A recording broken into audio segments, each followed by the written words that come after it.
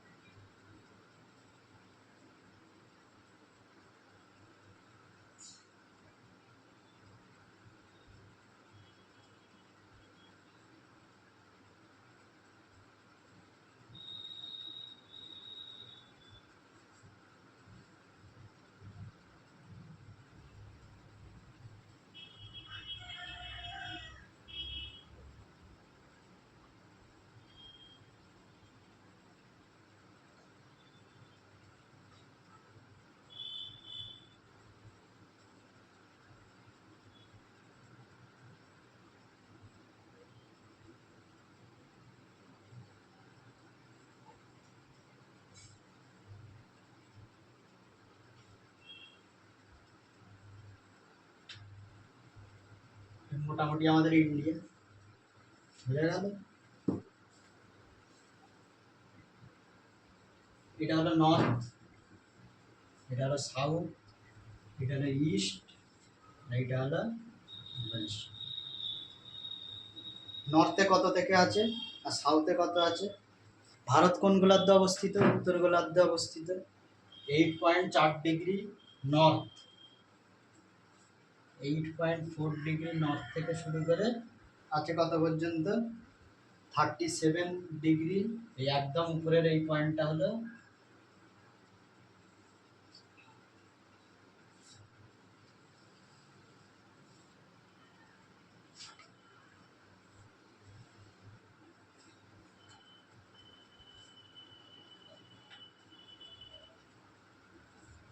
এই যে একদম উপরে যে পয়েন্টটা আছে,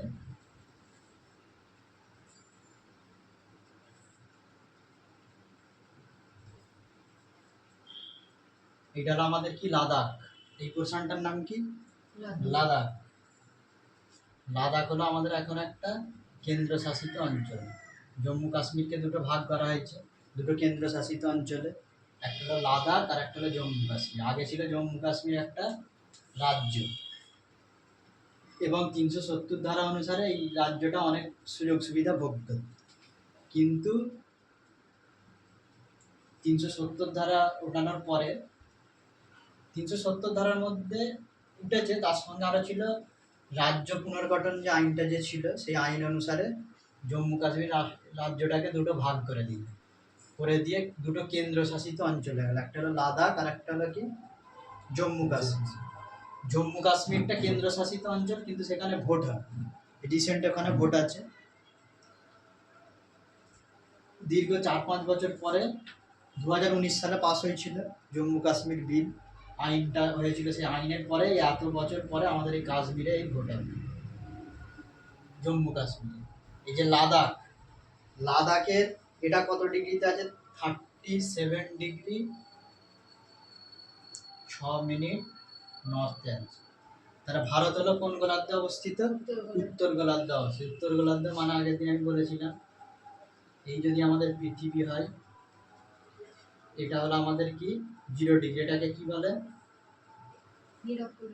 এটাকে বলা হয় ইকুয়েটর বা নিরক্ষরেখা। ইকুয়েটর বা নিরক্ষরেখা।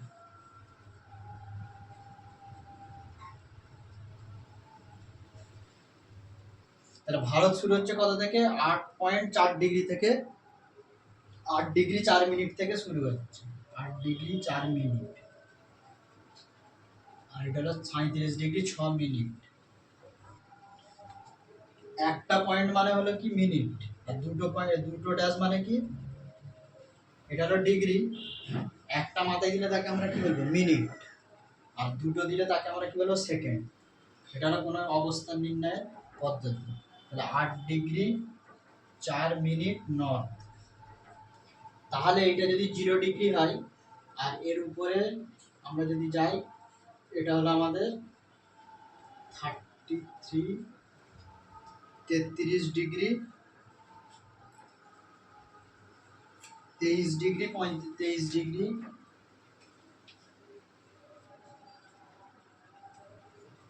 4, 5, 9। তার আগে 23 গুণটা 1/3 দিয়ে দিলেও অসুবিধা নেই, এত 9। এটাকে কি বলা হয়, টপিক অফ ক্যান্সার। আর এর উপরে আবার একটা যে 66° যেটা আছে সেটাকে কি বলে, সেটাকে বলা হয় আর্কটিক সার্কেল, 66.6° নর্থ। তাহলে ভারত শুরু হচ্ছে কত থেকে, 8° থেকে। তাহলে এটা যদি 0 হয়, তাহলে 0-র উপরে হবে না নিচে হবে, উপরে হবে।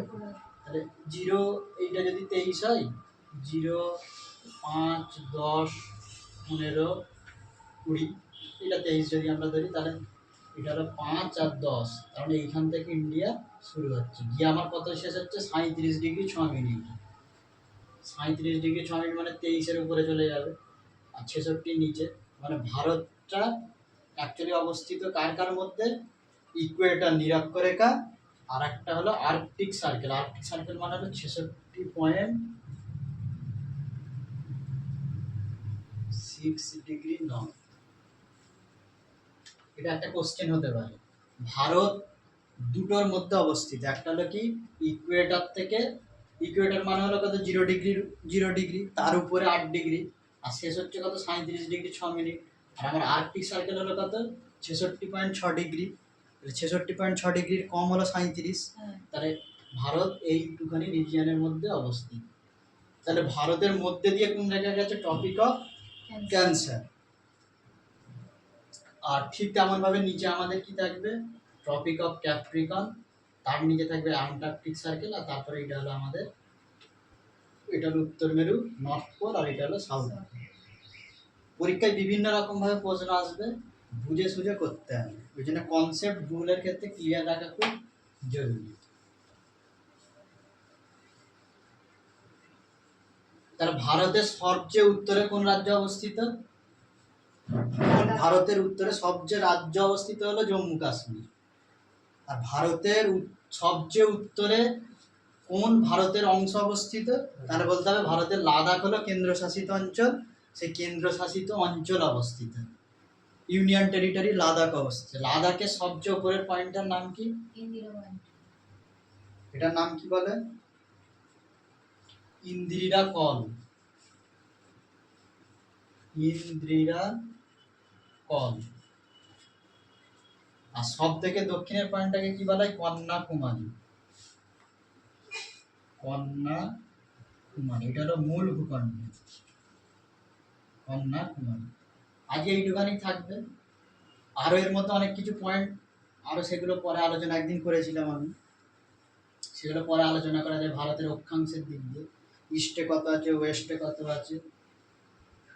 ইস্টে কত ডিগ্রিতে আছে ভারত, 97°, 97°25'।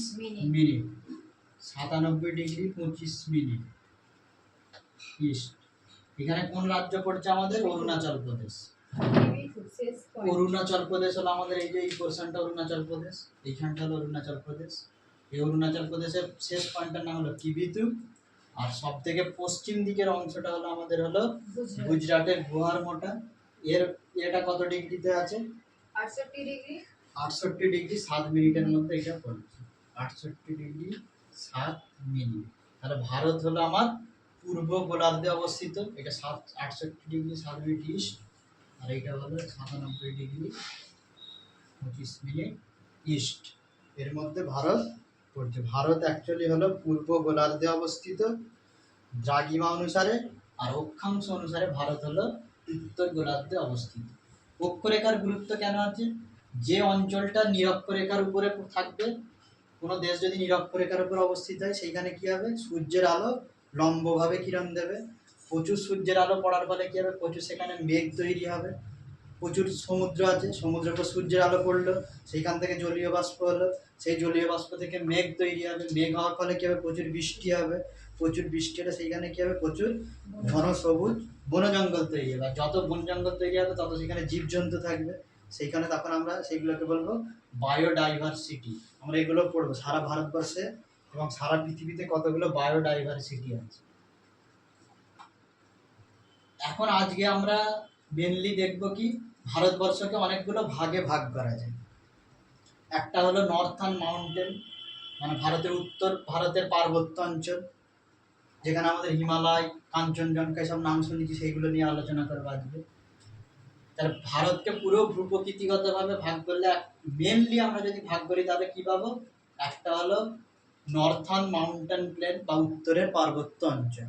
উত্তরের পার্বত্য অঞ্চল একটা পেয়ে গেলাম আমরা, এইগুলো লাদাখ, জম্মু কাশ্মীর, এখানটা হলো জম্মু কাশ্মীর, এইটুখানি হলো জম্মু কাশ্মীর, তারপরে এইটুখানি হলো হিমাচল প্রদেশ, এটা হলো জম্মু কাশ্মীর, এটা হলো হিমাচল প্রদেশ, এটা হলো উত্তরাখণ্ড, এটা কি, এটা হলো নেপাল, এটা হলো কি সিকিম, এসকে মানে সিকিম। আবার এইখানটা কি পড়বে, ভুটান। তারপরে আমাদের এইখানটা পড়ে যাবে অরুণাচল প্রদেশ। অরুণাচল প্রদেশ, তার নিচে হলো নাগাল্যান্ড, তার নিচে মণিপুর, তার নিচে হলো মেঘালয়। নাগাল্যান্ড, মণিপুর, মেঘালয়, আর এই মাঝখানটা করে থাকবে আসাম, আর এইখানটা হলো ত্রিপুরা, আর আমাদের পশ্চিমবঙ্গ হলো এই জায়গাটা। এই অংশটা পুরোটা হলো রাজস্থান, রাজস্থানের মরুভূমি যেটা আছে, থর মরুভূমি। তাহলে আমরা ভারতবর্ষকে মেনলি যদি ভাগ করি, একটা পাবো আমাদের পার্বত্য অঞ্চল, উত্তর ভারতে পার্বত্য অঞ্চল। তারপরে একটা ভাগ কি পাবো, এইখানটা করে গঙ্গা যে রিজিয়নটা আছে, এই যে এইখানটারে উত্তরপ্রদেশ, এখানটা উত্তরপ্রদেশ, এখানটা হলো বিহার, আর এইখানটা হলো আমাদের কি ওয়েস্ট বেঙ্গল। তাহলে উত্তরপ্রদেশ, বিহার, ওয়েস্ট বেঙ্গল, এই বিস্তীর্ণ অংশ জুড়ে এখানটা কি আছে, গঙ্গা এবং তার উপনদীগুলো আছে। তাহলে গঙ্গা এবং তার উপনদীগুলোকে আমরা বলতে পারি উত্তর ভারতের সমভূমি অঞ্চল। মানে পার্বত্য অঞ্চল থেকে যে নদীগুলো এসে পড়লো, এইটা হলো পার্বত্য অঞ্চল। লাদাখ, জম্মু কাশ্মীর, হিমাচল প্রদেশ, উত্তরাখণ্ড, সিকিম, আমাদের ভারতবর্ষের দার্জিলিংয়েরও কিছু অংশ পড়বে। তারপরে এদিকে অরুণাচল প্রদেশ, এগুলো হলো আমাদের উত্তর ভারতের পার্বত্য অঞ্চল। সেই পার্বত্য অঞ্চল থেকে যে নদীগুলো বয়ে গেল, সেই নদীগুলো ইউপি, বিহার, ওয়েস্ট বেঙ্গল, ঝাড়খণ্ডের কিছু অংশ, এই সমস্ত অংশ নিয়ে হলো উত্তর ভারতের সমভূমি অঞ্চল। তারপরে আমরা চলে যাবো এই মিডিলের দিক করে। এইখানে আমরা কি কি পর্বত পাবো, বিন্ধ্য পর্বত পাবো, সাতপুরা পর্বত পাবো। মধ্য ভারতের এগুলোকে মালভূমি আমরা বলবো, প্লেটু রিজিয়ন। তারপরে আমরা পাবো কোস্টাল রিজিয়ন। কোস্টাল রিজিয়ন মানে কি, এই অংশগুলো, এটা আমাদের কি আরাবিয়ান সি, এটা হলো আমাদের আরব সাগর, আর এটা আমাদের কি বে অফ বেঙ্গল মানে বঙ্গোপসাগর। তাহলে এর যে একটা কোস্টাল প্ল্যান একটা পাবো, কোস্টাল প্লেন মানে উপসাগরীয় অঞ্চল একটা পাবো, আর একটা কি পাবো, ভারতবর্ষের মরুভূমি অঞ্চল। তাহলে পার্বত্য অঞ্চল পাবো, সমভূমি অঞ্চল পাবো, মালভূমি অঞ্চলও পাবো, কোস্টাল প্লেনও পাবো। মানে যতগুলো ভূপ্রাকৃতিক বৈশিষ্ট্য থাকা দরকার সবই ভারতবর্ষের মধ্যে আছে। আজকে আমরা কি আলোচনা করবো, আজকে আমরা উত্তর ভারতের পার্বত্য অঞ্চল সম্বন্ধে জানব। উত্তর ভারতের পার্বত্য অঞ্চলটা তৈরি হলো কিভাবে, বহু বছর আগে সারা ভারতবর্ষ কি বিভিন্ন রকম প্লেটের ওপরে আছে। একটা হলো মহাসাগরীয় প্লেট, আবার একটা আছে মহাদেশীয় প্লেট।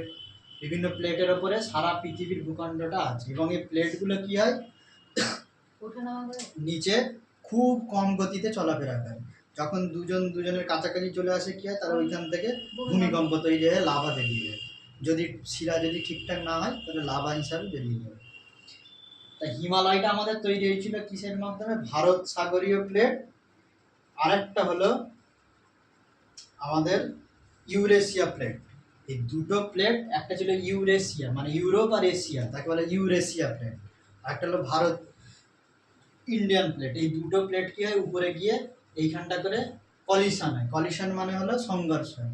সংঘর্ষ হওয়ার ফলে এই অংশটাকে উপর দিকে উঠে যায়, উপর দিকে উঠে গিয়ে হিমালয় টিমালয় যা কিছু আছে সব তৈরি হয়েছিল। মানে দুটো প্লেটের কলিশন হয়েছিল, সংঘর্ষ হয়েছিল। একটা হলো ইউরেশিয়ান প্লেট আর একটা হলো ইন্ডিয়ান সাবকন্টিনেন্ট প্লেট। ভারত মহাসাগরীয় প্লেট, ইন্ডিয়ান সাবকন্টিনেন্ট মানে সাবকন্টিনেন্ট মানে কি, মহাদেশ।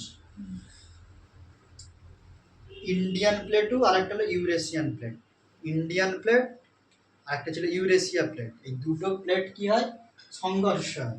সংঘর্ষ হওয়ার ফলে ভারতবর্ষের এই উত্তরের পার্বত্য অঞ্চলটা পুরোটা প্রতিষ্ঠিত হয়। বোঝা গেল?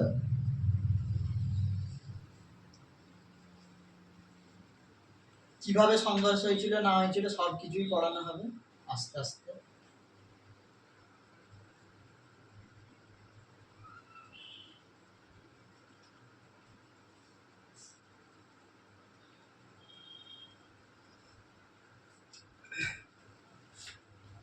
তাহলে ভারত বর্ষের এই যে উত্তরের পার্বত্য অঞ্চল যেটা তৈরি হয়েছিল, কন্টিনেন্টাল প্লেট। কন্টিনেন্টাল মানে হলো মহাদেশ, মহাদেশ মহাদেশ প্লেট, দুটো প্লেটের সংঘর্ষের ফলে এটাকে বলা হয় CC collision. CC collision, collision মানে হলো সংঘর্ষ। কন্টিনেন্টাল প্লেট, একটা কন্টিনেন্টাল প্লেটের নাম কি, ইন্ডিয়া প্লেট। আর একটা প্লেটের নাম কি ছিল, ইউরেশিয়ান প্লেট। Eurasian plate. এই দুটো প্লেটের সংঘর্ষের ফলে আমাদের এই হিমালয় পর্বতটা তৈরি হয়েছিল। মানে এই পুরো উত্তর ভারতের পার্বত্য অঞ্চল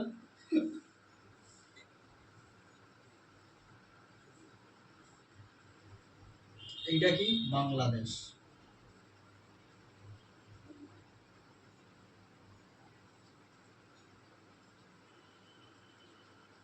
এবং এই হিমালয়ের এই যে দুটো কলিশন যে হয়েছে, তারপরে যে হিমালয়ের যে আপলিফটমেন্ট হয়, আপলিফটমেন্ট মানে হলো হিমালয় যে উপরের দিকে উঠছে, সে ওটা এখনো বন্ধ হয়নি, এখনো চলছে।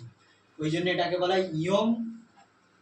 ইয়ং মানে হলো কি, একদম নবীন। Young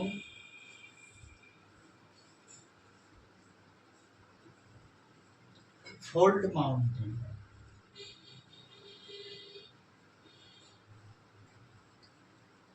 young fold mountain. Fold মানে হলো ভঙ্গিল, আর মাউন্টেন মানে হলো পর্বত। নবীন ভঙ্গিল পর্বত হলো আমাদের হিমালয় পর্বতমালা। এই হিমালয় কোন কোন দেশের মধ্যে আছে, ম্যাপ দেখে বোর্ড দেখে বলো। এইটা কি, এই জায়গাটা কোন দেশ আছে, পাকিস্তান। পাকিস্তান। এর উপরে এইখানটা কি আছে, আফগানিস্তান। এইখানটা আছে নেপাল, আর নেপালের উপর দিকে এইখানটা কি আছে, এইগুলোতে কি আছে, চাইনা বা তিবেত। চাইনা বা আগের নাম কি ছিল, তিবেত। এখন চাইনা এটাকে তিবেত বা তিব্বতটাকে দখল করে নিয়েছে। তাহলে এই যে আমাদের হিমালয় পর্বতমালা যেটা রয়েছে, সেটা কোন কোন দেশে অবস্থিত, ইন্ডিয়া, পাকিস্তান কটা হলো, দুটো, চাইনা তিনটে, নেপাল চারটে, ভুটান পাঁচটা। তাহলে যদি পরীক্ষায় পড়ে কটা দেশ নিয়ে হিমালয় পর্বতমালা অবস্থিত, ভারতে যে হিমালয়টা আছে পাঁচটা দেশ নিয়ে অবস্থিত, ইন্ডিয়া পাকিস্তান, ইন্ডিয়া 1, পাকিস্তান 2, চাইনা 3, নেপাল 4, ভুটান 5। পাঁচটা দেশ নিয়ে এই হিমালয় পর্বত। হিমালয় পর্বত মানে কিন্তু এই নয় যে সেটা একটা পর্বত, এরকম একটা পর্বত মানেই যে হিমালয়, সেটা নয়। হিমালয় হলো একটা পর্বতমালা, মানে এরকম পর্বতের রেঞ্জ অনেক আছে। একদম শুরু হয়েছে পাকিস্তান থেকে, শেষ হয়েছে একদম আমাদের অরুণাচল প্রদেশ এসে গিয়ে শেষ হয়েছে।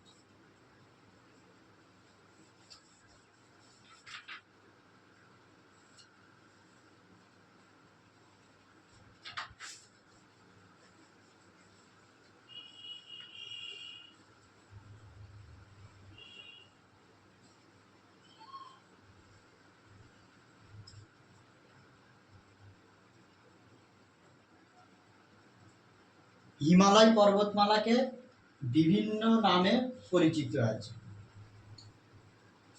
হিমালয় পর্বতমালাকে বলা হয় পিক 15। হিমালয় পর্বতের বিভিন্ন নাম পিক 15।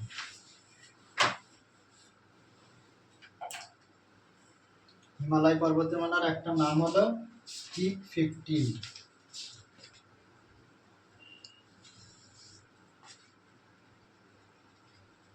হিমালয় পর্বতকে নেপালে কি নামে পরিচিত? আমাদের যেমন এখানে হিমালয় নামে পরিচিত, তেমন হিমালয়টা নেপালে কি নামে পরিচিত?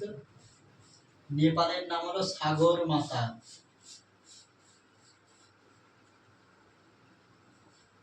এক নম্বর বলা হয় পিক 15, আর একটা নাম বলে নেপালের নাম হলো সাগর মাতা। এটা হলো actually Mount Everest. Mount Everest যেটা আমাদের আছে সেটার আগে নাম ছিল পিক 15, এখন নাম মাউন্ট এভারেস্ট আছে কোথায়? ভারতবর্ষে না কোথায় আছে? পুরো হিমালয়টা আমার কোথায় কোথায় আছে বললাম 5টা দেশে আছে। তাহলে মাউন্ট এভারেস্ট কোন দেশে অবস্থিত? নেপালে। নেপালে অবস্থিত। এই নেপালে এটাকে বলা হয় সাগর মাতা। তাহলে দার্জিলিং থেকে যে মাউন্ট এভারেস্ট মাউন্ট এভারেস্ট দেখা যাবে, এইটা হলো দার্জিলিং, এইখানটা করে দার্জিলিং, এইখান থেকে দার্জিলিং থেকে আমরা মাউন্ট এভারেস্ট যদি এটাকে দেখা যাবে। অ্যাকচুয়ালি এগুলো সব পড়ানো হবে। কোন থেকে মেন ভালো দেখা যায়? Mount Everest. Mount Everest Sikkim, Gangtok থেকে ভালো দেখতে পাওয়া যায়। তিব্বতের নাম হলো চোমোলাংমা। এগুলো সব পরীক্ষায় পড়ে। তিব্বতের নাম হলো চোমোলাংমা। তিবেত চোমোলাংমা।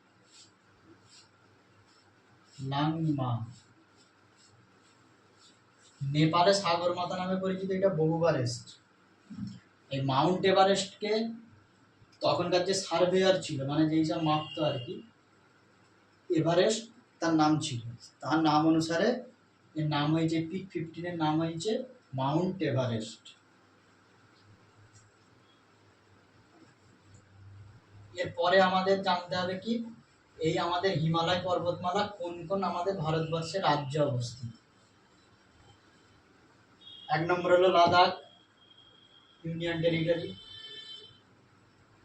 তারপরে কোথায় অবস্থিত? জম্মু কাশ্মীর। তারপরে কোথায় অবস্থিত? হিমাচল প্রদেশ। এইখানটা করে আছে পাঞ্জাব। জম্মু কাশ্মীরের ঠিক নিচেটা করে এইখানটা থেকে শুরু হচ্ছে পাঞ্জাব, একদম সামান্য অংশ নিয়ে এইখানটা হলো পাঞ্জাব।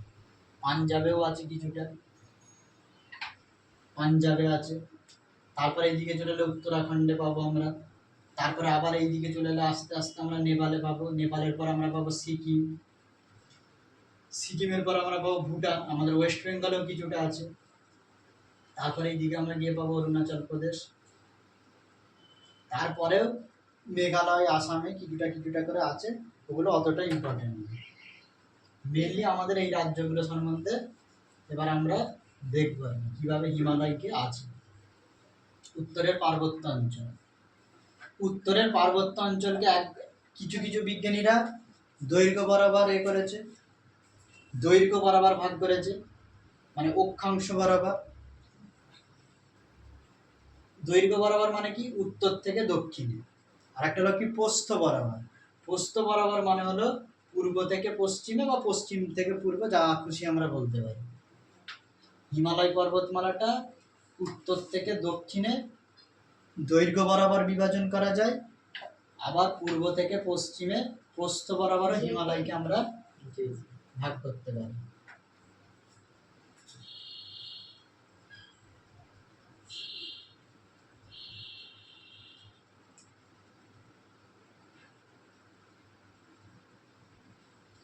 প্রথম এইখান থেকে একদম ডাইরেক্ট আমরা যদি টেনে দিই, একটা ভাগ হবে, আবার একটা এইখান থেকে একটা চলে যাবে, আবার একটা এইখান দিয়ে গিয়ে এ আর নেপালের পর থেকে আর পাওয়া যাবে না। আর উপর দিকে একটা আছে, এটা হলো দৈর্ঘ্য বরাবর ভাগ। উত্তর থেকে দক্ষিণ বরাবর, দৈর্ঘ্য বরাবর পরীক্ষায় বিভিন্নভাবে আসতে হবে। উপরে একদম উপরে তাকে বলা হয় trans Himalaya, north two south আমরা যদি দেখি। নর্থ টু সাউথে আমরা যদি যাই, তাহলে প্রথম সব থেকে উপরে আমরা পাবো ট্রান্স হিমালয়,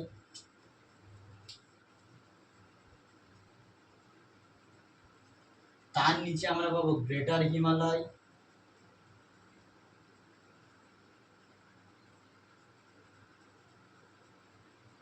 আবার তার নিচে আমরা যদি পাই মিডিল আর লেসার হিমালয়,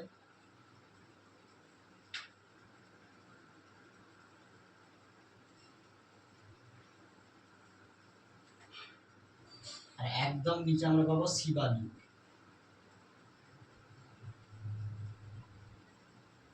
সব থেকে নর্থে আমরা হবে ট্রান্স হিমালয়, তার নিচে থাকবে গ্রেটার হিমালয়, তার মানে এই একটা হলো এই নম্বর, এইটা হলো আমাদের ট্রান্স হিমালয়, তার নিচে এই 2 নম্বর যেটা লিখেছি ম্যাপে, যেটা 2 নম্বর দেখাচ্ছি, এটা হলো আমাদের গ্রেটার হিমালয়। তারপরে আমরা যেটা পাবো সেটাকে বলে মিডিল বা লেসার হিমালয়। তারপরে 4 নম্বর আমরা একদম যেটা সাউথে পাবো সেটাকে বলা হবে শিবালিক। গ্রেটার হিমালয়ের নাম হলো হিমাদ্রি হিমালয়, বাংলায় বলে, ইংরাজিতেও বলে হিমাদ্রি হিমালয়। মিডিল আর লেসার হিমালয়কে বলা হয় হিমাচল হিমালয়, আর এটাকে শিবালিক বা আউটার হিমালয় বলে, আউটার হিমালয়। হিমাদ্রি, হিমাচল, শিবালিক। উপরে হলো ট্রান্স হিমালয়, সব থেকে উপরে ট্রান্স হিমালয়, তারপরে হলো গ্রেটার হিমালয়, তারপরে হলো মিডিল হিমালয় বা হিমাচল হিমালয়, তারপরে 4 নম্বরে হলো শিবালিক। হিমালয় পর্বত থাকার ফলে মানে কি সুবিধা হয়েছে? সব আস্তে আস্তে বলি।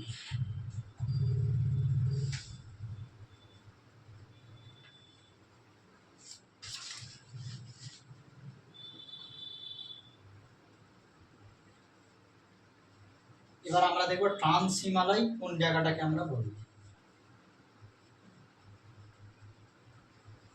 ট্রান্স হিমালয়, তারপরে আমরা পড়বো গ্রেটার হিমালয় বা হিমাদ্রি হিমালয়, তারপরে আমরা পড়বো মিডিল বা লেসার হিমালয় যেটাকে বলে হিমাচল হিমালয়, আর লাস্টে আমরা পড়বো শিবালিক হিমালয়।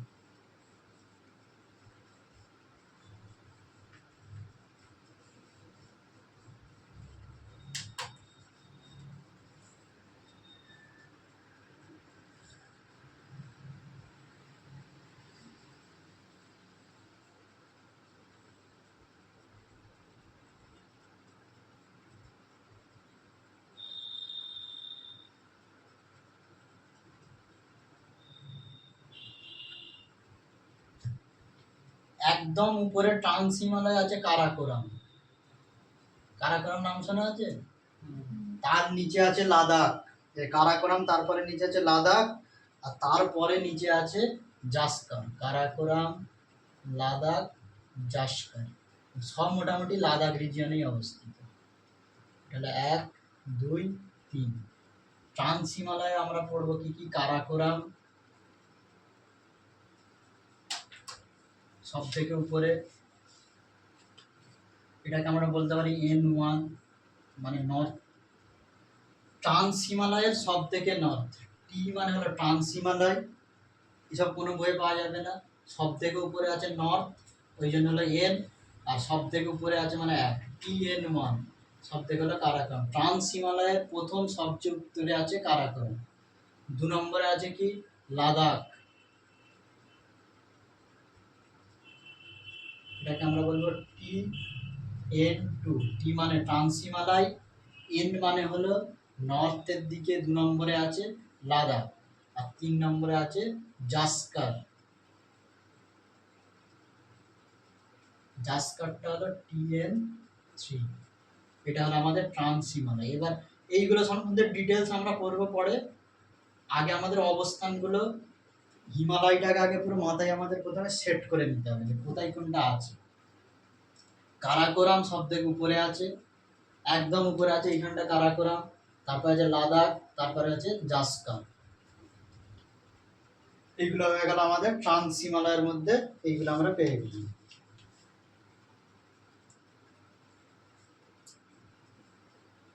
মানে ট্রান্স হিমালয়ের মধ্যে কোন কোন হিমালয়গুলো পড়েছে? হিমালয় একটা পর্বত নয়, হিমালয় হলো পর্বতমালা।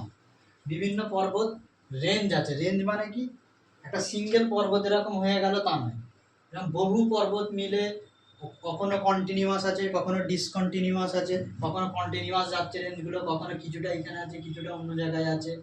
এই বিভিন্ন জায়গায় ভাগ আছে, পুরোটা নিয়ে হলো হিমালয় পর্বতমালা। সেই হিমালয় পর্বতমালার সব থেকে উপরে হলো ট্রান্স হিমালয়। এটা মেনলি তিব্বতের মধ্যে পড়ছে। আর ভারতবর্ষের মধ্যে দেখতে গেলে এই তিনটে যেটা বললাম, কারাকোরাম, এগুলো সবই ভারতের মধ্যে পড়ে আমরা ধরি, কিন্তু এগুলো ভারতের মধ্যে নেই, কারণ এটা হলো পাক অকুপাইড কাশ্মীর, এবং এইটা পুরোটাই মানে পাকিস্তান চায়না কন্ট্রোল করে রেখেছে এই জায়গাটা। আমাদের তো জম্মু কাশ্মীর থেকে ভারতের আছে, লাদাখের কিছু অংশ ভারতের আছে। এরপরে আমরা দেখব গ্রেটার হিমালয়, যেটা হলো আমাদের মেন হিমালয়। এক নম্বর হয়ে গেল ট্রান্স হিমালয়, দু নম্বরে আমরা পাবো গ্রেটার হিমালয়।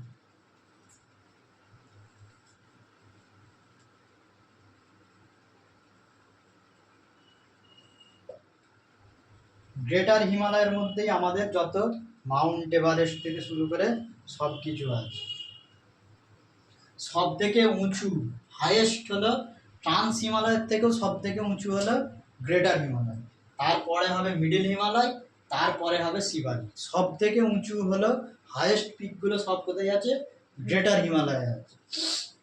এবার এই গ্রেটার হিমালয়ের মধ্যে এটা হলো সব থেকে highest most continuous range of the world. এখানে লিখে দিচ্ছি আমি, হাইয়েস্ট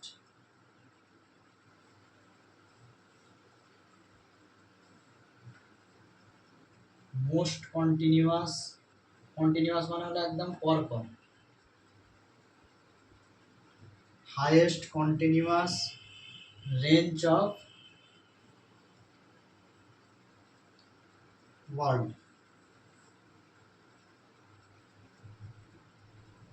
পৃথিবীর সব থেকে উঁচু উঁচু পিকগুলো সব এই গ্রেটার হিমালয়ের মধ্যে আছে। আর এইখানে যে রকটা পাওয়া যায়, মানে শিলা যেটা পাওয়া যায়, সেটাকে বলে ক্রিস্টালাইন রক।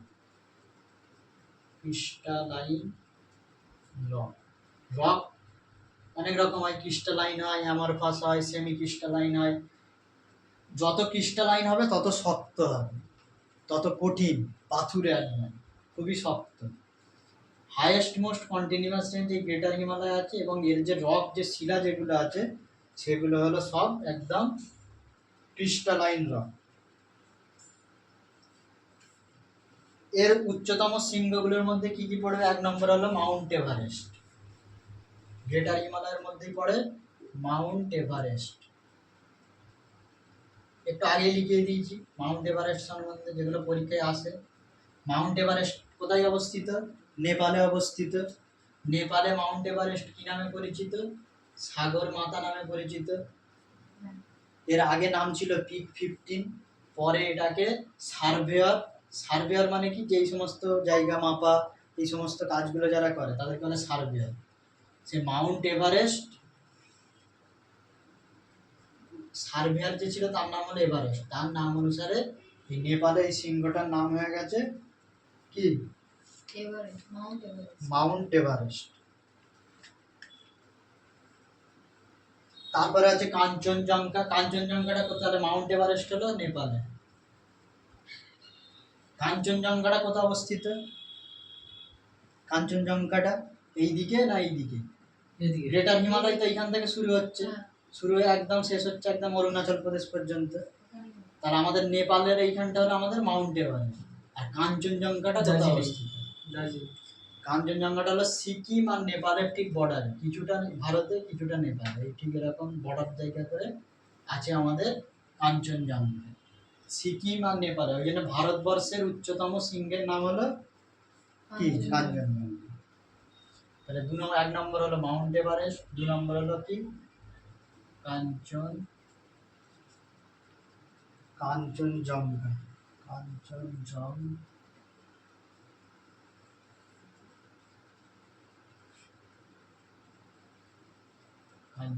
এটা কোথায় অবস্থিত? ইন্ডিয়াতে অবস্থিত। ইন্ডিয়ার কোথায় অবস্থিত? নেপাল। নেপাল সিকিম বর্ডারে অবস্থিত।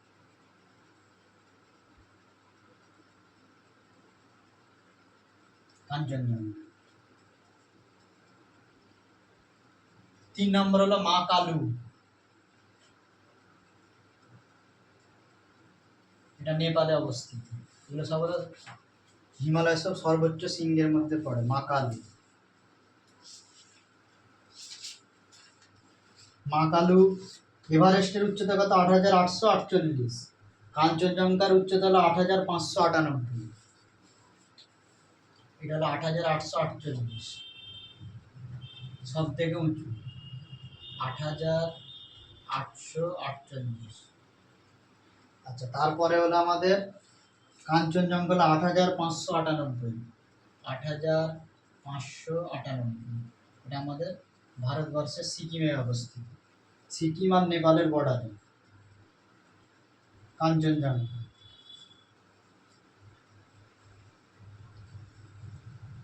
এরপর হলো মা কালু 8,481। এটা 8,481, সব মিটারে। মা কালু হলো নেপালে। তারপরে আছে ধৌলাগিরি, 4 নম্বরে নিচে দিকে দিচ্ছে।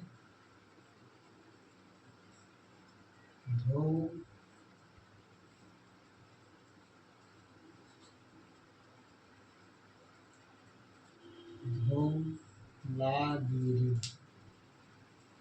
ধৌলাগিরি, ধৌলাগিরিটাও নেপালে অবস্থিত। এর উচ্চতা হলো 8,172। এত মনে রাখার দরকার নেই, আমি বোঝার জন্য বলছি। কাঞ্চনজঙ্ঘাটা মনে রাখলে হবে 8,598। ধৌলাগিরি এটাও আমার অবস্থিত নেপালে।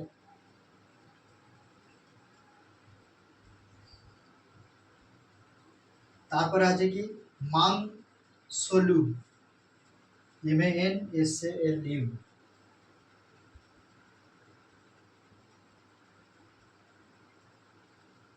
MANSALU। মানসলু, মানসলু এটাও নেপালে অবস্থিত। এর উচ্চতা হলো 8,156। 8,156 মিটার, এটাও নেপালে অবস্থিত। নেপালে তাহলে অনেকই পর্বত। গ্রেটার হিমালয়ের বেশিরভাগ শৃঙ্গই আছে নেপালে।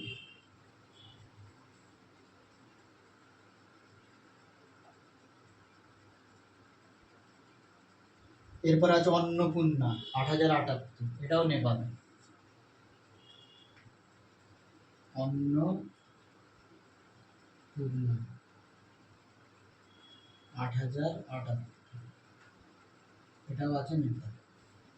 কোথায় আছে না আছে সব দেখিয়ে দেবো, ওখানে লিখে রাখ। গ্রেটার হিমালয়ে সব থেকে উচ্চতম শৃঙ্গগুলো অবস্থিত। মাউন্ট এভারেস্ট 8,848, কাঞ্চনজঙ্ঘা 8,598, তারপর হলো মা কালু, ধৌলাগিরি, মানসালু, অন্নপূর্ণা। অনেক সময় পরীক্ষায় পরপর সাজাতে দেয়। সব থেকে উঁচু হলো মাউন্ট এভারেস্ট, তারপর হলো কাঞ্চনজঙ্ঘা, তারপর হলো মা কালু, তারপর হলো ধৌলাগিরি, তারপর হলো মানসালু, তারপর হলো অন্নপূর্ণা। এরপর আমরা দেখবো এটা কোনটা উপরে, কোনটা নিচে, কোনটা এদিকে ডান দিকে, কার বাঁ দিকে কোনটা আছে না আছে, সব আমরা দেখে নেবো আস্তে আস্তে দেখবো। যেহেতু এখন আমরা উত্তর থেকে দক্ষিণে যাচ্ছি, সেই জন্য আমরা এটা দেখছি না। এটা যখন আমরা পূর্ব থেকে পশ্চিম দিকে যাব, তখন আমরা পূর্ব থেকে পশ্চিম দিকে বা পশ্চিম থেকে পূর্ব দিকে যখন হিমালয়ের বিভাগটা দেখব, তখন আমরা এই প্রত্যেকটার অবস্থান আমি সব দেখিয়ে দেবো। এখন উচ্চতাটা ইম্পর্টেন্ট, ঠিক আছে?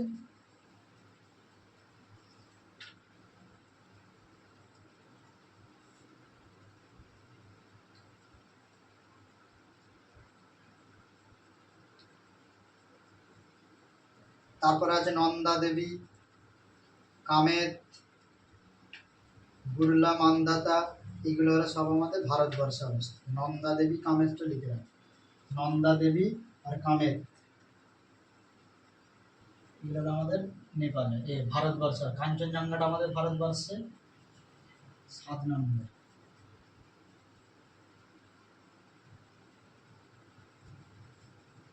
নন্দা দেবী।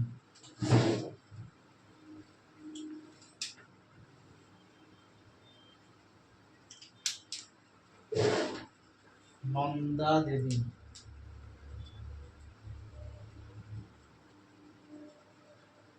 আর একটা হলো কামেট। নন্দা দেবীর উচ্চতা হলো 7,817, 7,817, এগুলো সব মিটারে আছে, এটা আছে ইন্ডিয়া। আর হলো কামেট, কামেটটা লিখে রাখো 7,756, 7,756। পরীক্ষার সময় একটা দিয়ে দেবে, যেটা কোথায় গ্রেটার হিমালয় অবস্থিত। যদি বলে কারাকোরাম, কারাকোরাম কোথায় অবস্থিত? ট্রান্স হিমালয় অবস্থিত। কারাকোরাম, লাদাখ আর জাস্কা। মাউন্ট এভারেস্ট, কাঞ্চনজঙ্ঘা, মা কালু, নন্দা দেবী, কামেত, এগুলো হলো সব গ্রেটার হিমালয়ের চিহ্ন।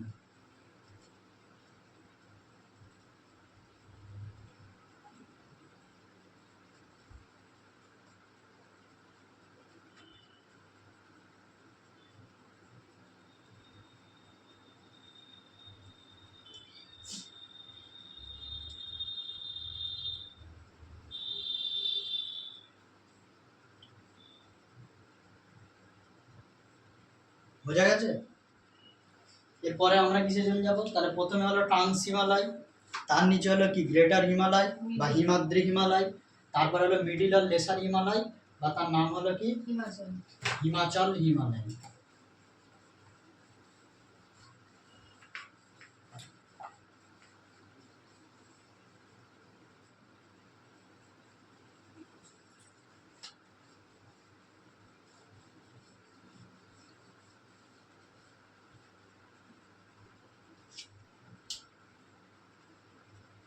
এরপর আমাদের 3 নম্বর হলো কি হিমাচল বা মিডল और लेसर हिमालय। লেসার, অনেক সময় পরীক্ষায় এত সহজ কোশ্চেন দেয় যে হিমাচল হিমালয় বলতে কাকে বোঝানো, গ্রেটার হিমালয়, মিডিল হিমালয় না আউটার হিমালয়, বা নান অফ দিস। মানে অ্যান্সার দিতে হবে হিমাচল হিমালয় বলতে আমরা বুঝবো কাকে, মিডিল বা লেসার হিমালয়কে বোঝাবে। এর মধ্যে আমাদের কি কি পড়বে? এটা হলো একদম ডিসকন্টিনিউয়াস রেঞ্জ। ওটা যেমন ছিল মোস্ট কন্টিনিউয়াস রেঞ্জ, আমাদের গ্রেটার হিমালয় বা হিমাদ্রি হিমালয়টা ছিল কন্টিনিউয়াস রেঞ্জ, আর এটা হয়ে গেল ডিসকন্টিনিউয়াস রেঞ্জ।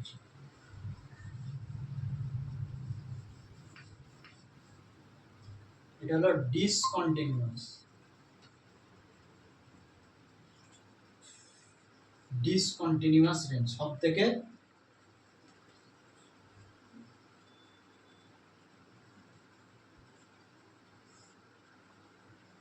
এর মধ্যে ভারতের অনেকগুলো পড়ে যাবে।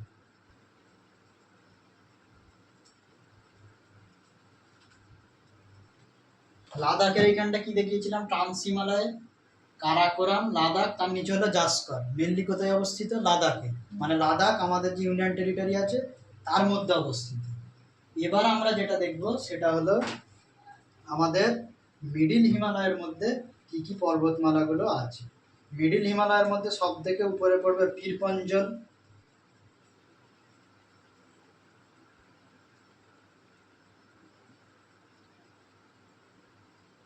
তার নিচে পড়বে ধৌলাধর,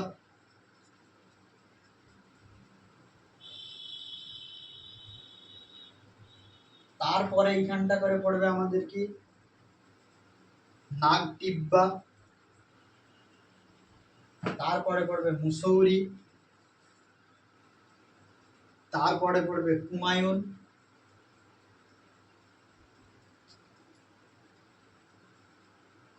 মুসৌরি, কুমায়ুন, তারপরে এইখানটা করে পড়বে মহাভারত, নেপাল। এটা হলো middle Himalaya, north one, MN1, MN2, MN3, MN4, MN5, এখানে হলো MN6।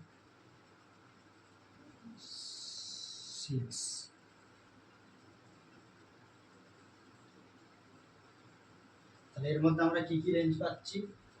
1 নম্বর MN1 মানে মিডিল হিমালয় সব থেকে নর্থে 1 নম্বরে আছে। বোঝা গেল?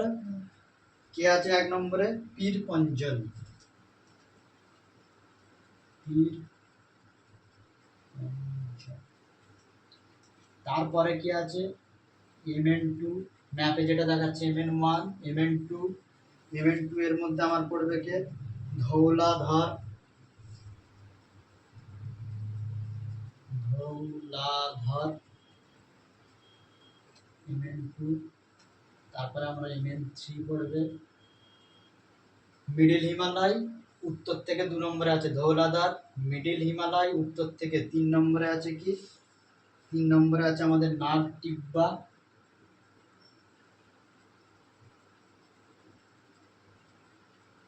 MN4। নাগটিব্বার পরে থাকবে মুসৌরি।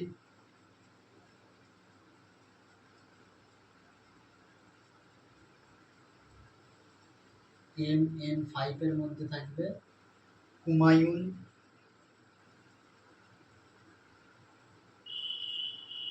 আর MN6 এটা হলো মহাভারত।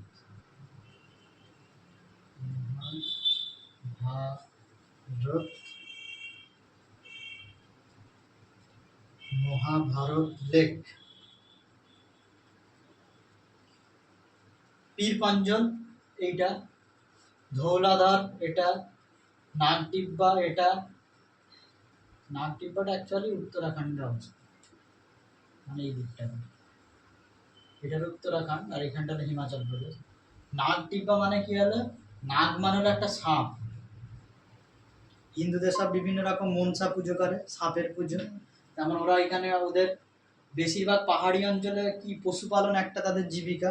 পশুগুলোকে যাতে রক্ষা করতে পারে সেই জন্য ওরা সাপের পুজো করে।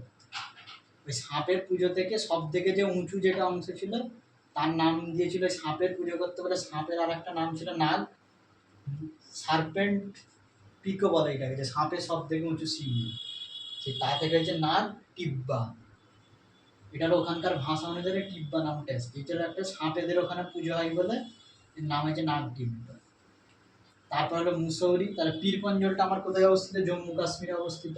এই যে জম্মু কাশ্মীর এইখানটাতে অবস্থিত, ছবিতেও সেরকম দেখাচ্ছে, জম্মু কাশ্মীরে অবস্থিত। তারপরে ধৌলাধরটা কোথায় অবস্থিত? হিমাচল প্রদেশে অবস্থিত। এই যে হিমাচল প্রদেশ, আমার ম্যাপে এইখানে হিমাচল প্রদেশ। তারপরে নাগটিব্বাটা আছে উত্তরাখণ্ডে। এটা হলো একটা পর্যটক প্লেস, সবাই যায় পুজো দিতে যায় ওখানে নাগটিব্বাতে। তারপরে মুসৌরি। মুসৌরিটাও হলো উত্তরাখণ্ডের মধ্যে অবস্থিত। তারপরে আছে কুমায়ুন। কুমায়ুনটাও উত্তরাখণ্ডের মধ্যে অবস্থিত, ইউকে, উত্তরাখণ্ডের মধ্যে অবস্থিত। আর মহাভারত লেকটা নেপালের মধ্যে অবস্থিত। বোঝা গেল? সব থেকে উত্তরে মানে হলো মিডিল নর্থ। মিডিল হিমালয়ের নর্থে সব থেকে আগে আছে পীর পঞ্জল, সব থেকে নিচে আছে ভারতবর্ষে কুমায়ুন, উত্তরাখণ্ড। উত্তরাখণ্ড মানে হলো এই পোর্শন। এই পোর্শনটা হলো হিমাচল প্রদেশ, আর এইখানটা হলো আমাদের জম্মু কাশ্মীর। বোঝা গেল? এই যে অংশটা, এটা হলো আমাদের জম্মু কাশ্মীর। এই যে অংশটা আছে এটা হলো আগে উত্তরাখণ্ড। আগে উত্তরপ্রদেশের সঙ্গে ছিল, পরে উত্তরপ্রদেশ থেকে ভাগ হয়ে উত্তরাখণ্ড তৈরি হয়েছে। আর উত্তরাখণ্ড আর জম্মু কাশ্মীর এর মাঝ বরাবর আমার রয়েছে কি? হিমাচল প্রদেশ। এটা হলো আমাদের মিডিল হিমালয়। তাহলে মিডিল হিমালয় আমার যেটা আছে সেটা বেশিরভাগই ভারতবর্ষে আছে। গ্রেটার হিমালয় যেটা বেশিরভাগ বড় বড় পিক সব আছে নেপালের মধ্যে আছে। 4 নম্বর হলো কি আছে আমাদের? শিবালিক বা আউটার হিমালয়।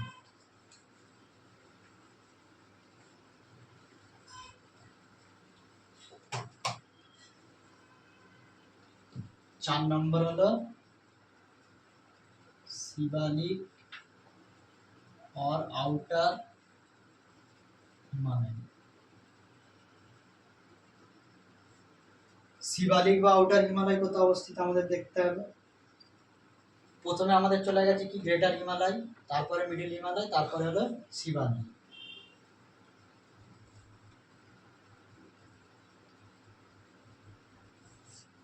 একদম সাউথে হলো সিবালিক।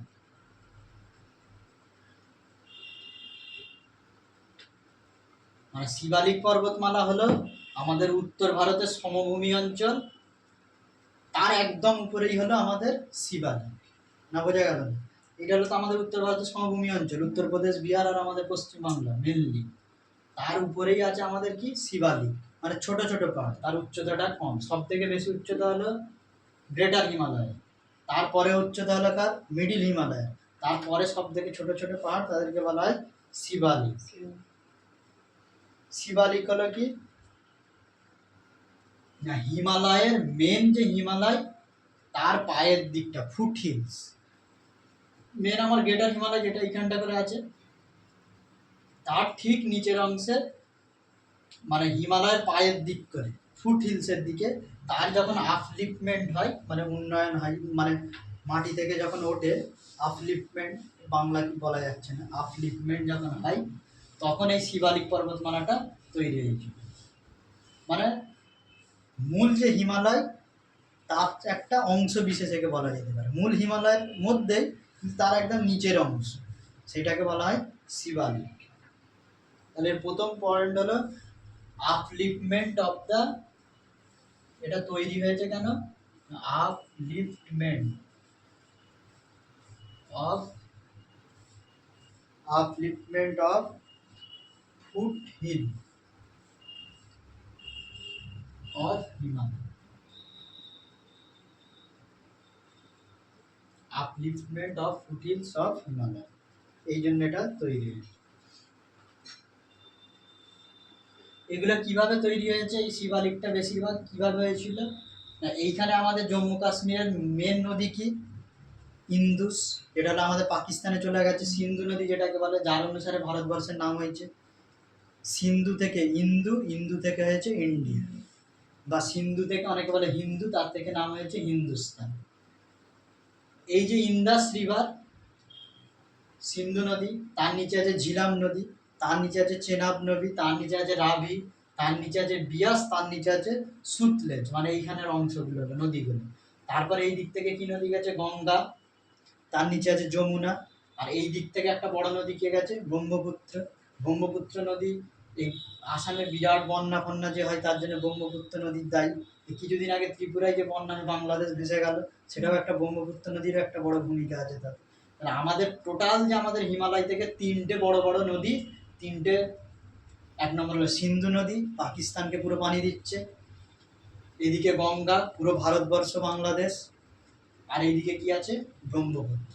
তাহলে ইন্দাস, গঞ্জেস আর ব্রহ্মপুত্র, তিনটে আমাদের বড় বড় নদী আছে। এই নদীগুলো কি করেছে, এই গ্রেটার হিমালয় আর মিডিল হিমালয় থেকে বিভিন্ন সময় পলি সংগ্রহ করেছে, পলি সংগ্রহ করে করে করে করে ওই মেন যে হিমালয় গ্রেটার হিমালয় তার ফুট হিলসে গিয়ে ওই নুড়ি কাঁকড়গুলো জমা হয়েছে। জমা হয়ে যাওয়ার পরে একটা ভূমিকম্প হয়, সেই ভূমিকম্পের ফলেই এই শিবালিকের উৎপত্তি হয়েছিল। এই নুড়ি কাঁকড় এগুলো দীর্ঘদিন জমে জমে জমে জমে মেন যে হিমালয় তার ফুটিলসে দীর্ঘদিন ধরে এই অ্যালুভিয়াল হলো, অ্যালুভিয়াল মানে হলো ও যেগুলো এই গ্রেটার হিমালয় থেকে পলিগুলো কেটে কেটে নিয়ে আসে। এইখানে যে নদীগুলো আছে এই নদীগুলোকে বলা হয় অ্যান্টিসিডেন্ট রিভার। অ্যান্টিসিডেন্টের বাংলা আমি জানি না, ইংরেজিতেই বলছি। অ্যান্টিসিডেন্ট রিভার মানে কি, একটা নদী এখানে ধরো এটা হলো সিন্ধু নদী, সিন্ধু নদীটা এইভাবে বরাবর যাচ্ছে, এইখানে তো সব বড় বড় পাহাড়গুলো আছে, মিডিল হিমালয়, পীরপঞ্জল, তারপরে ধৌলাধর, এই সমস্ত এগুলো আছে, বড় বড় শৃঙ্গগুলো আছে। এবার নদীটা যখন এইভাবে বইছে, তারপরে ভূমিকম্প বা বিভিন্ন রকম প্রাকৃতিক আপলিফমেন্টের ফলে এখানে কি হলো, একটা হঠাৎ একটা পর্বত তৈরি হয়ে গেল। তাহলে নদীর পথে কি হলো, বাধা সৃষ্টি হয়ে গেল এই পর্বতটা। তখন কি করে, নদীগুলো এত গতিশীল হয় উত্তর ভারতে পার্বত্য অঞ্চলে, সেই পাহাড়গুলোকে কেটে নদীগুলো বেরিয়ে চলে যায়। মানে এই একটা নদী ফ্লো করছে, কোনো কারণে হঠাৎ করে এখানে একটা পিক তৈরি হয়ে গেল পর্বতের নদীর সামনে। নদী কি করলে এই পর্বতটাকে, নদী কি অপশান আছে, এক নম্বর হলো গতিপথ চেঞ্জ করে দেওয়া, পানিতে জলটা ওইখানটায় আটকে যাওয়া, আর না হলে কি হবে, এই নদীটা আস্তে আস্তে এই পুরো পাহাড়টাকে কেটে বেরিয়ে যাওয়া। এই অ্যান্টিসিডেন্ট রিভারগুলো, এই সিন্ধু নদী হলো একটা অ্যান্টিসিডেন্ট রিভার, এই রিভারগুলো কি করেছে, এই সমস্ত পাহাড়গুলোকে কেটে বয়ে চলে গেছে, এগুলোকে বলা হয় অ্যান্টিসিডেন্ট রিভার। এগুলো পরে পড়াবো যখন রিভার পড়াবো। তো এই অ্যান্টিসিডেন্ট রিভারগুলো কি করেছে, দীর্ঘদিন ধরে পলি এইভাবে কেটে নিয়ে এসছে হিমালয়ের ফুটিলসে দীর্ঘদিন ধরে জমা হয়েছে, তারপরে আপলিফমেন্ট হয়েছে, এই ছোট ছোট পাহাড়গুলো তৈরি হয়েছে। ছোট ছোট পাহাড় মানে বিরাট পাহাড়। এই শিবালিক পর্বতমালাটা এইখান থেকে শুরু হচ্ছে, যেমন গ্রেটার হিমালয় আমার এইখান থেকে শুরু হয়ে গেল, এইখানটা করে গ্রেটার হিমালয়, তার নিচে হলো আমাদের মিডিল হিমালয়, আর তার নিচে আমাদের কি আছে, শিবালিক। এই শিবালিকটা আমার দেখতে পাওয়া যায় এই নেপালের এখানে একটা নদী আছে, গন্ডক রিভার। নেপালের সব থেকে বড় নদী হলো সব থেকে ধারে এইদিকে যে নদীটা আছে সেটা বলে কালী রিভার, পড়েইছিলাম আগে। কালী রিভার, তারপর আছে গন্ডক রিভার, তারপর আছে কোসি রিভার, সপ্তকোসি, সব যখন নদীগুলো পড়াবো তখন বোঝাবো। এই গন্ডক রিভারের পর থেকে এই আউটার হিমালয় বা শিবালিকটা দেখতে পাওয়া যায় না, মানে নেপালের পর থেকে শিবালিকের আর কোনো অস্তিত্ব নেই। বোঝা গেল না গেল না? আমার এইখান থেকে শুরু হলো, যেমন আমাদের গ্রেটার হিমালয় একদম জম্মু কাশ্মীর থেকে শুরু করে অরুণাচল প্রদেশ পর্যন্ত আছে, এইদিকে সিকিম, ভুটান, অরুণাচল প্রদেশ এত দূর পর্যন্ত গেছে। কিন্তু এই আমাদের আউটার হিমালয় বা শিবালিক হিমালয়টা এই নেপালের গন্ডক নদীর পর থেকে আর তার ওইদিকে বিস্তৃত হয়নি, আর আস্তে আস্তে কমে কমে শেষ হয়ে গেছে শিবালিক।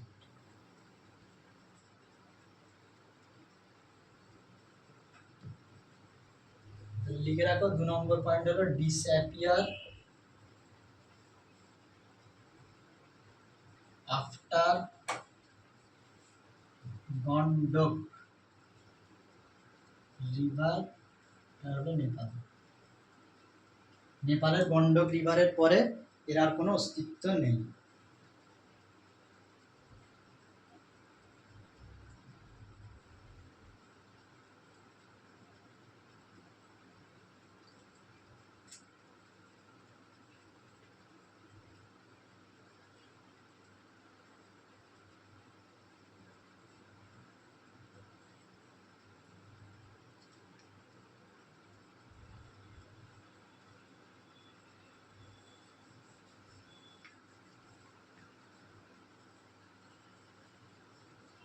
সিনট্যাক্সিয়াল ব্যান্ড বলে একটা কথা আছে, এগুলো সম্বন্ধে আমরা এবার ডিটেলসে পড়ব। সেটা কি? সেটা হলো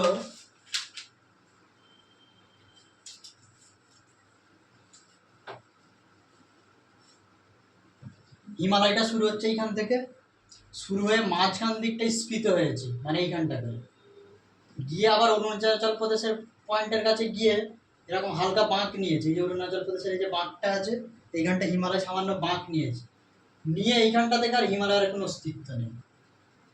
মানে একদম পশ্চিম থেকে শুরু হলো, আস্তে আস্তে পূর্ব দিকে আসছে, মাঝে গিয়ে স্ফীত হয়ে গেছে হিমালয়, তারপরে একদম অরুণাচল প্রদেশের কাছে গিয়ে একটু বাঁক খেয়েছে, খেয়ে আর হিমালয়ের কোনো অস্তিত্ব নেই। এটাকে বলা হয় সিনট্যাক্সিয়াল ব্যান্ড। যদি আমরা উপগ্রহ চিত্র দিয়ে যদি হিমালয়কে দেখি, হিমালয়কে দেখতে এরকম লাগবে, কনভেক্স টাইপ। বুঝে রাখো, কনভেক্স।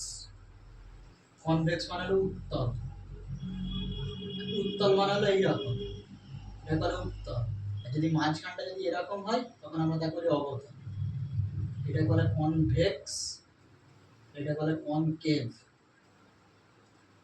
এই আছে, এই মাঝখানটা যদি এরকম হয়ে যায় তাকে আমরা বলবো কনকেভ, আর মাঝখানটা এরকম ফোলা হলে আমরা তাকে বলবো উত্তল বা কনভেক্স। তাহলে হিমালয়ের শেপটা হলো কনভেক্স শেপ, উত্তল সাইজের অবস্থিত, হিমালয়টা অবতল নয়।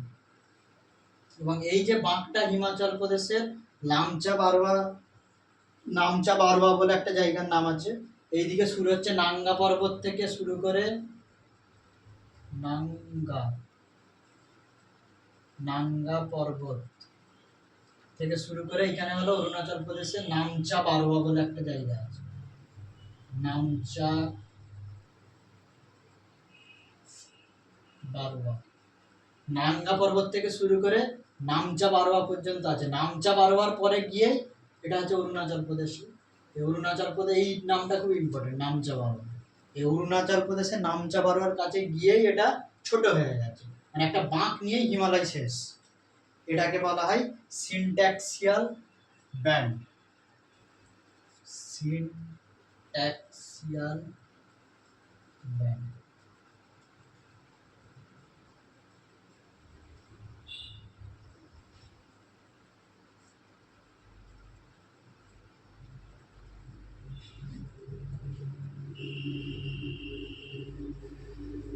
কি হয়েছিল, যখন ইন্ডিয়া প্লেট আর ইউরেশিয়া প্লেটের মধ্যে যখন ধাক্কা হয়, কলিশন হয়, তখন প্রথমে সব থেকে পুরনো ভারতবর্ষে দুটো পর্বত ছিল, যেমন হিমালয় ছিল না, সেটা হলো আরাবল্লী পর্বত, আর এইদিকে ছিল আসাম পর্বত। মানে একদম প্রথমে, তারও আগে আরো ডিটেলসে পড়ানো যাবে। এগুলো সব থেকে পুরনো তিনটে এ ছিল, একটা হলো আমাদের আরাবল্লী পর্বত, আর একটা হলো ধারওয়াড় প্লাটু, আর একটা ছিল সিংভূম। তিনটে ছিল ভারতবর্ষের, তিনটে বড় বড় ছিল। তাই কারণ অত জানার দরকার নেই। সব থেকে প্রাচীন ভারতবর্ষের এ হলো কি আরাবল্লী পর্বত। এই আরাবল্লী পর্বত এইখানটা করে অবস্থিত। এই আরাবল্লী পর্বতেই ওই যে আমি পড়েছিলাম মারাঠা, ওই আকবরের টাইমে যে ছিল মেবারের রাজা, ওরা সবসময় আরাবল্লী পর্বতে গিয়ে আশ্রয় নিয়েছিল। যাই হোক, সেখানে আরাবল্লী পর্বতে যে উঠেছিল, একটা চেতক ঘোড়া নিয়ে সঙ্গে উঠেছিল আরাবল্লী পর্বতে। হিমালয় পর্বত কবে উৎপত্তি হয়েছিল? প্রি ক্যাম্বেরিয়ান এরিয়া বলে বিভিন্ন ইরা আছে, সেই ইরাতে তৈরি হয়েছে। সব থেকে পুরাতন হলো আরাবল্লী পর্বত, আর এইদিকে ছিল আসাম পর্বত। আসামের আগেও হলো আরাবল্লী পর্বত। তো এই আরাবল্লী পর্বতে গিয়ে যখন ইন্ডিয়া প্লেট, আর উপরের দিকে কি আছে, এটা হলো ইন্ডিয়া প্লেট, আর উপর দিকে কি আছে, ইউরেশিয়া প্লেট। এই ইন্ডিয়া প্লেট উপরের দিকে যায়, ইউরেশিয়া প্লেট নিচের দিকে আসে, আস্তে আস্তে এইখানটা করে কলিশন হয় আরাবল্লী পর্বতের কাছে। কলিশন মানে একটা ধাক্কা খায়। ধাক্কা খাওয়ার পরে কি হয়, আস্তে আস্তে এই বরাবর ভারতবর্ষটা মুভ করে। এই পুরো ভারতবর্ষটা যে আছে এইভাবে ঘুরে, ঘুরতে ঘুরতে এইখানে গিয়ে আবার গিয়ে এই পোর্শনটা উপরে যে ধাক্কা খাবে, প্রথমে যে ধরো এটা উপর দিয়ে গেল, গিয়ে এইখানে ধাক্কা খেয়ে গেল। ধাক্কা খেলে কি হবে, উল্টো দিকে ঘুরবে এই একটা জিনিস, আর এটা ধাক্কা খেয়ে গেল, কারণ কি হবে, এই দিক দিয়ে ঘুরলো, ঘুরে কি হয়েছে, এইখানে অরুণাচল প্রদেশের কাছে গিয়ে আসাম হিলসে গিয়ে ধাক্কা খায় ইন্ডিয়াকে। বহু বছর ধরে, মিলিয়ন মিলিয়ন বছর ধরে এই ঘটনাটা ঘটেছে। গিয়ে ধাক্কা খেয়ে এই জায়গাটা কি হয়, একটা হিঞ্চ হয়ে যায়। হিঞ্চ মানে কি, এইখানটা খুলে যায় আর এইখানটা গিয়ে আটকে যায়। এইখানে ভারতবর্ষটা এই বরাবর নামতে নামতে এইদিকে ফুলছে, আর এইদিকে আমাদের পূর্ব দিকে গেছে, একদম হিঞ্চ হয়ে গেছে। প্রথমে এই লাগলো, লেগে ভারতবর্ষ এইভাবে মুভ করছে, নিচের দিকে মুভ করতে ওপর দিকে উঠছে, তার মানে এইটা কি হচ্ছে, খুলছে, আর এই দিকটা কি হচ্ছে, আস্তে আস্তে হিঞ্চ হয়ে যাচ্ছে। হিঞ্চ মানে কি, দরজা খোলার সময় হিঞ্চ হয়ে যায়, এই দিকটা বন্ধ হয়ে যাচ্ছে। ওই জন্য এইখানে অরুণাচল প্রদেশের পাশে গিয়ে নিচে আর কিছু নেই। আর এই দিকে কি হচ্ছে, এখনো এই পর্বতমালাটা কি হচ্ছে, এখনো আপলিফমেন্ট হচ্ছে, মানে এখনো হিমালয় পর্বতের কাজকর্ম এখনো শেষ হয়নি, এখনো আপলিফমেন্ট হচ্ছে। কোন দিকটা হচ্ছে, অরুণাচল প্রদেশের দিকে হবে না, এই দিকটা হবে, এদিকটা হবে, কারণ এই দিকটা খুলছে আর এই দিকটা হিঞ্চ হয়ে গেছে। এটাকে বলা হয় সিনট্যাক্সিয়াল ব্যান্ড। এইখানে অনেকগুলো ইম্পর্টেন্ট কথা আছে। ভারতবর্ষে এই যে পর্বতমালা যেগুলো আছে, বড় বড় পিক যেগুলো আছে, সেটা আমরা যদি ভারতবর্ষের দিক দিয়ে যদি দেখি, তাহলে দেখবো খাড়া। খাড়া বলতে কীরকম, যদি ভারতবর্ষের বুক দিয়ে আমরা দেখি, এই হলো আমাদের হিমালয় পর্বতমালা সাপোজ আছে। ভারতবর্ষের দিক দিয়ে আমরা দেখছি, ভারতবর্ষ মানে কি, আমরা ধরো উত্তরপ্রদেশে আছি, এইখানটা আছি আমরা, এখান থেকে আমাদের হিমালয় পর্বতমালাকে দেখছি। হিমালয় পর্বতমালাকে আমরা দেখবো এরকম প্রায় খাড়া হয়ে আছে। খাড়া মানে কি, একদম খাড়া মানে এরকম, পর্বতগুলোকে এরকম হয়, যত এরকম হবে তত কি উঠতে সুবিধা হবে, মানে এর স্লোপটা তত কম, আর যত এরকম হবে কি তত খাড়া, স্টিপ। এটা বলে স্টিপ, আর এটাকে বলা হয় জেন্টেল স্লোপ, আর একটা বলে স্টিপ স্লোপ। স্টিপ স্লোপ মানে কি, এটাকে বলবো আমরা স্টিপ স্লোপ, এখানে ওটা কি কষ্টকর। আর যদি এরকম জেন্টেল স্লোপ হয়, তখন আমার উঠতে কি হবে, সুবিধা হবে। ভারতবর্ষকের এই হিমালয় পর্বতমালাকে যদি আমরা ভারতবর্ষ দিক দিয়ে দেখি, মানে ইউপি থেকে বা উত্তরাখণ্ড, আমাদের পশ্চিমবাংলা থেকেও যদি দেখি, তাহলে ভারতবর্ষ হলো হিমালয়টা হলো স্টিপ ইন নেচার, মানে খাড়া। আর যদি আমরা চাইনা বা তিব্বত, এটা তিব্বত তো বা চাইনা, এটা হলো চাইনা, এই চাইনা থেকে আমরা যদি হিমালয়কে দেখি তাহলে আমরা হিমালয়কে কিরকম দেখব, জেন্টেল স্লোপ। আমরা যদি ভারতবর্ষ থেকে দেখি তাহলে সেটাকে কি দেখব, স্টিপ স্লোপ। তাহলে আমরা যদি ইন্ডিয়া থেকে যদি আমাদের হিমালয়কে দেখি তখন আমরা তাকে বলবো কি স্লোপে আছে, স্টিপ স্লোপে আছে। আর যদি আমরা চাইনা বা উত্তরে ওই দিক থেকে যদি দেখি, চাইনার দিক থেকে যদি দেখি তাহলে আমরা সেটাকে দেখবো কি স্লোপে, জেন্টেল স্লোপে আছে। তাহলে এটা লিখে রাখবে।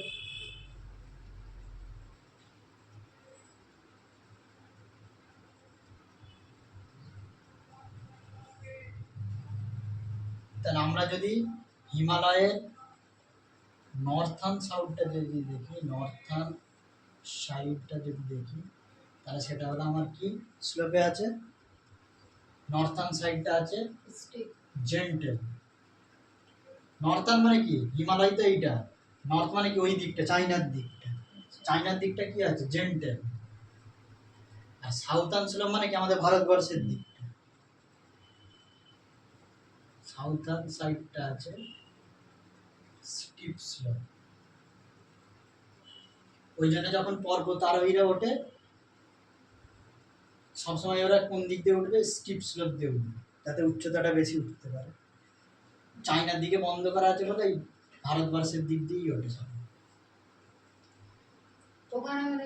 এবার এইখানে যে হলো এই যে স্লোপ যেগুলো আছে, নর্থার্ন স্লোপ আর সাউথার্ন, যে এই ব্যাপারটা হলো, এই স্লোপের জন্য আমাদের কিছু ভূপ্রাকৃতিকগতভাবে অনেক কিছু জিনিস আমরা দেখতে পাবো।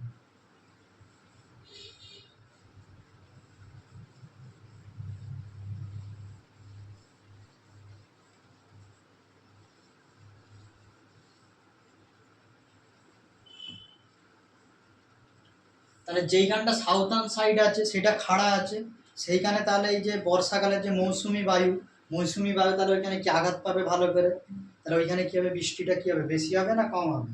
নর্থার্ন স্লোপে সাইড বেশি বৃষ্টি হবে না সাউথার্ন স্লোপে বেশি বৃষ্টি হবে? নর্থার্ন স্লোপ কি জেন্টেল, জেন্টেল মানে কি খাড়া নয়, খাড়া না হলে কি হবে, মৌসুমি বায়ুটা আস্তে আস্তে বেরিয়ে যাবে। কিন্তু যখনই খাড়া হবে তাহলে মৌসুমি বায়ু কি হবে, আঘাতপ্রাপ্ত হবে, তাহলে বৃষ্টি কি হবে, বেশি হবে। তাহলে 1 নম্বর পয়েন্ট এইদিকে লেখো, parameter northern side, northern slope, একটা হলো southern slope।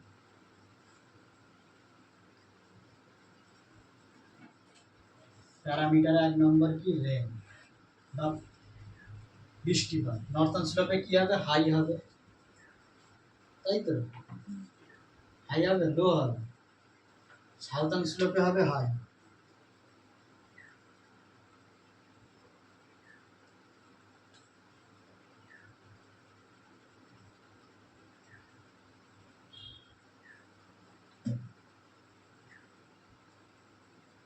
Rain shadow, rain shadow মানে কি বৃষ্টিচ্ছায় অঞ্চল। কোন দিকটা হবে, নর্থার্ন স্লোপটা হবে। সাউথার্ন স্লোপে বৃষ্টিচ্ছায় অঞ্চল হবে না, বৃষ্টিচ্ছায় মানে যেখানে বৃষ্টি হবে না, একদিকটা বৃষ্টি হচ্ছে আর একদিক পাহাড়ের এদিকে এসে মৌসুমি বায়ু পড়লো, এদিকটা বৃষ্টি হলো এদিকটা বৃষ্টি হলো না, সেটাকে বলে রেন শ্যাডো রিজিয়ন।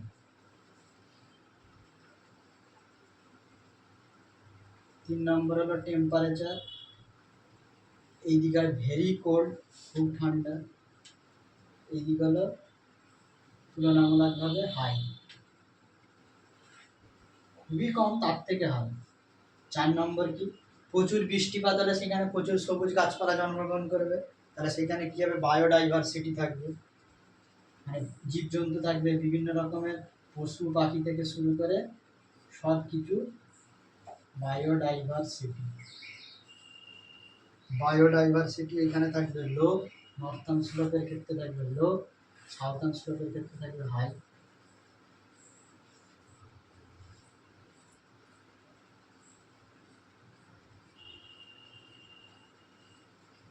পাঁচ নম্বর হলো এগ্রিকালচার, এগ্রিকালচার এখানে খুব পুয়ার, আর এখানে হলো রিচ এগ্রিকালচার রিজিয়ন, প্রচুর এগ্রিকালচার হবে সাউথার্ন স্লোপে। 6 নম্বর কি হবে? 6 নম্বর হলো পিক। পিক মানে হলো শৃঙ্গ।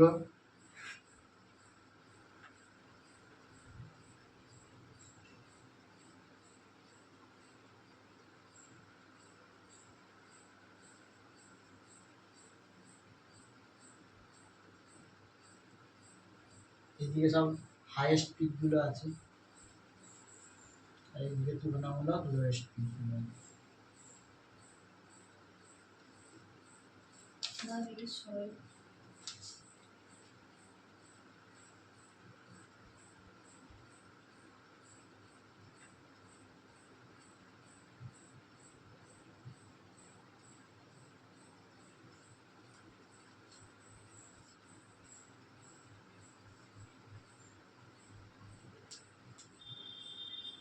কত সময় হলো? 1 ঘন্টা 11 মিনিট। বন্ধ হয়ে গেল।